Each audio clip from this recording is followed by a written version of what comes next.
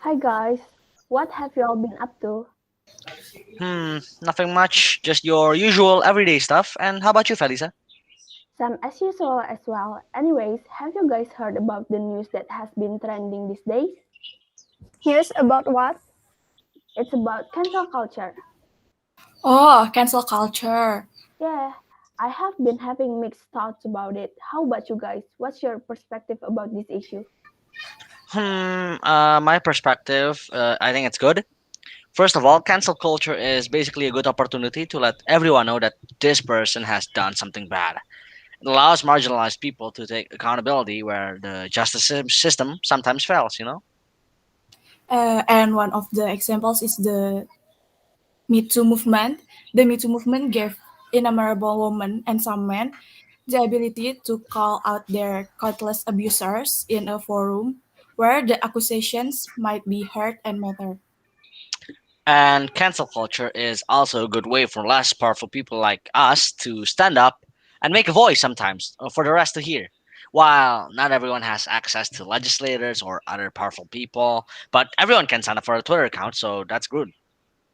In addition, you don't even have to have the power to change all of public sentiment, but as an individual, you can still have power beyond measure for and cultures of people who are lower income and disenfranchised. This is the first time you do have a voice in those types of conversations. And furthermore, cancel culture is basically like a new form of boycott. And what I mean about that is like cancel culture, it can bring people together to bring a better change in this world. In conclusion, cancel culture is very good for our society. It helps young people like us to fight off the evil people that has used the social media platform to do bad stuff, and it can help us to be better as a group of people. And I do believe cancel culture can make those people who are more powerful than us to listen. In spite of its success, cancel culture amounts to online bullying and can incite violence and threats even worse than the original offense being called out. What I mean about that is people feed off the negativity present in these online boycotts to create a hate train of mass cyberbullying target at one specific individual. Also, death threats are oftentimes among the list of obscene proclamations directed towards the cancelled individuals, which elevates the resented climate to an even more alarming state and can lead to real-life deterrents. From this perspective, social media users retaliate against those who are cancelled and is sometimes more offensive than the offender themselves. Moreover, cancel culture is not productive and does not bring about social change.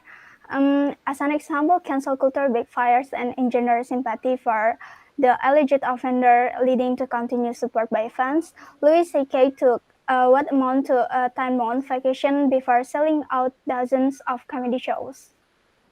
And other examples, such as both R. Kelly and Michael Jackson, even after enduring decades of cancellations and documentaries about their alleged misdeeds, their music saw increase in streaming.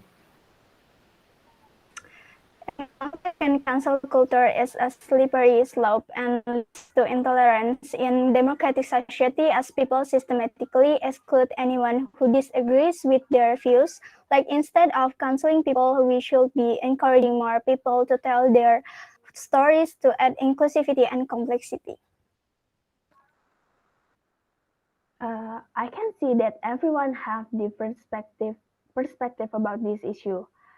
So we can conclude that there are several benefits, also disadvantage from cancel culture. For example, culture can be a good opportunity for us to fight evil people. Besides, cancel culture can lead us into cyberbullying and intolerance. That's why we have to be wise whenever we face the problem.